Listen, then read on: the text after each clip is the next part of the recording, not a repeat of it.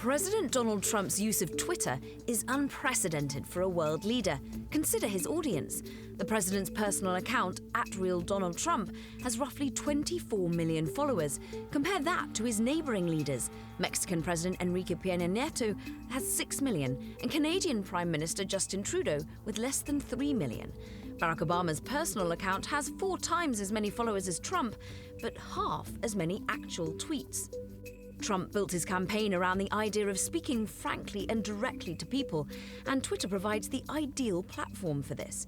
He's tweeted more than 240 times since Inauguration Day, often directing that day's news flow in 140 characters or less. Sometimes it's to share his schedule, sometimes to discuss foreign affairs, and sometimes none of the above. But with all of the added attention that the president's brought to Twitter over the past few months, is the company attracting new users? Not according to Comscore.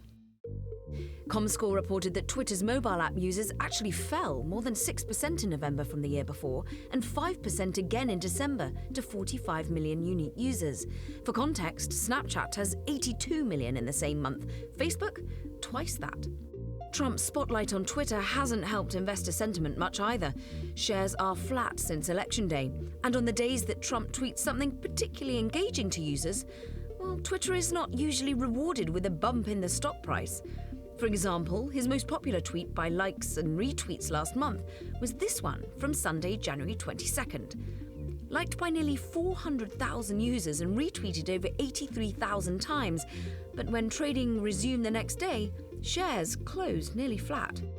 UBS and Pivotal Research both downgraded Twitter from buy to hold last month, citing, among other things, muted growth among monthly average users. So if Twitter the company is not benefiting from super user President Trump, who is? Perhaps democracy? Twitter analyst James Cuckmuck from Monness Crespi Hart wrote in December, "Twitter is the lone platform where people worldwide can have a voice to serve as checks and balances on the media. So Twitter still has a good chance to move onward and upward, but we may not see it in revenue just yet."